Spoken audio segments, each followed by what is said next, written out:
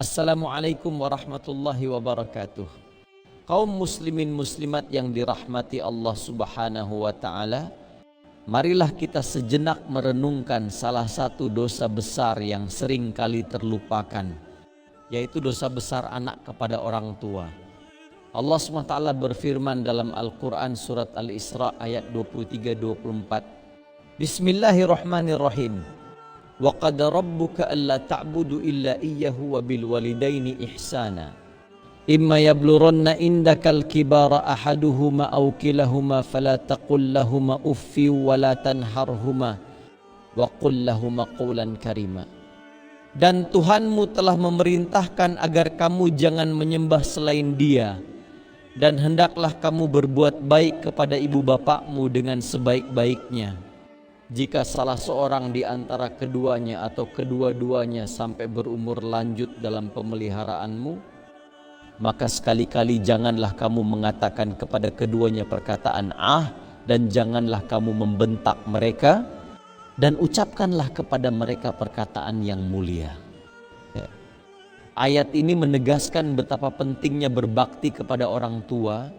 Allah subhanahu wa ta'ala bahkan menyandingkan perintah untuk menyembahnya dengan perintah untuk berbuat baik kepada orang tua. Ini menunjukkan betapa tinggi kedudukan orang tua dalam Islam.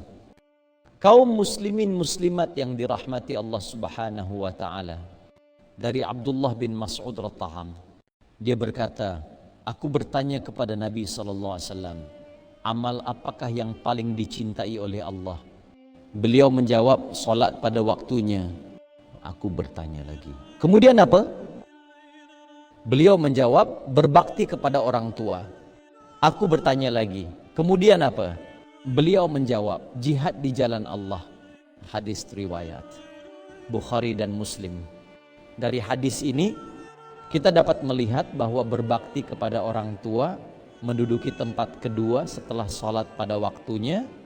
Bahkan sebelum jihad di jalan Allah, kita sebagai anak seringkali lalai dalam menjalankan kewajiban.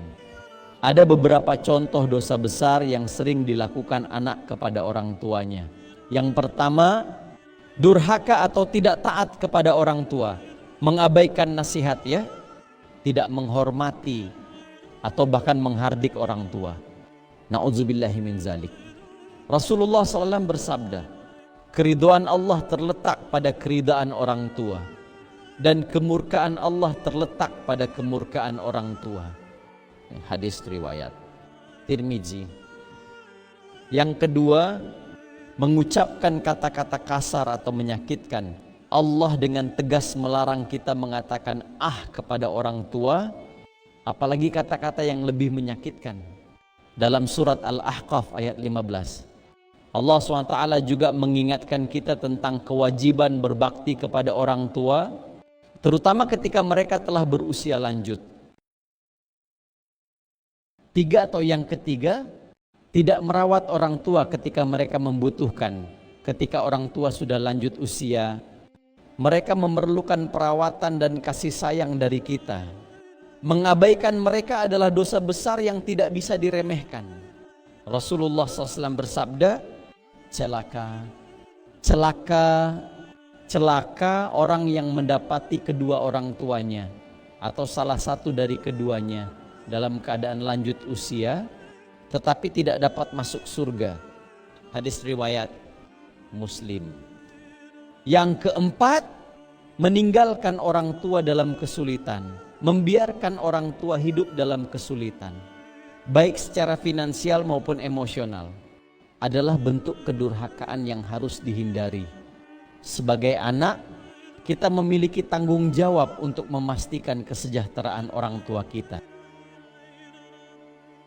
Kaum muslimin muslimat yang dirahmati Allah subhanahu wa ta'ala, ingatlah, dosa besar kepada orang tua tidak hanya berdampak pada kehidupan di dunia, tetapi juga di akhirat.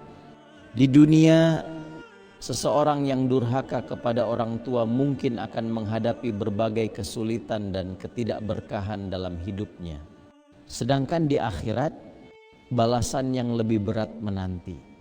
Rasulullah SAW bersabda, Semua dosa akan ditangguhkan oleh Allah sampai hari kiamat, kecuali dosa kepada orang tua. Sesungguhnya Allah mempercepat siksaan kepada pelakunya di dunia sebelum mati. Hadis riwayat Hakim. Kaum muslimin muslimat yang dirahmati Allah Subhanahu wa taala. Sebagai anak, ada beberapa cara yang dapat kita lakukan untuk berbakti kepada orang tua. Yang pertama, menghormati dan menaati mereka.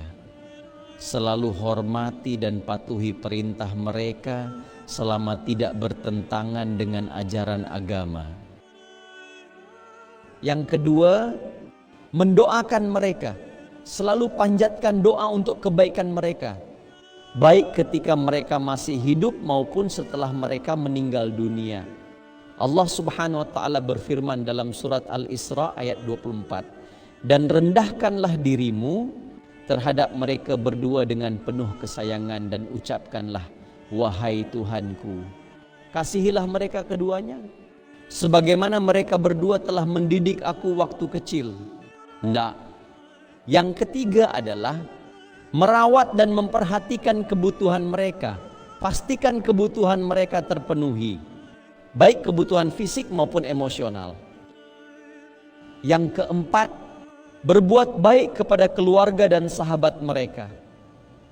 Rasulullah SAW bersabda, sesungguhnya di antara bakti yang paling baik adalah seseorang menyambung hubungan dengan keluarga ayahnya setelah ayahnya tiada. Hadis riwayat Muslim. Yang kelima, menjaga nama baik mereka. Hindari perbuatan yang dapat mencemarkan nama baik orang tua. Kaum muslimin muslimat yang dirahmati Allah Subhanahu wa taala. Demikian yang saya bisa sampaikan, semoga kita bisa mengambil hikmah di dalamnya. Dan sekali lagi, mari kita mengingat pesan Ibnu Athailah bahwa tanda jiwamu mati jika tidak merasa sedih saat melewatkan sebuah kebaikan, atau jiwa kita tidak merasa menyesal karena melakukan sebuah pelanggaran dan kesalahan. Akhirul kalam. Wassalamualaikum warahmatullahi wabarakatuh.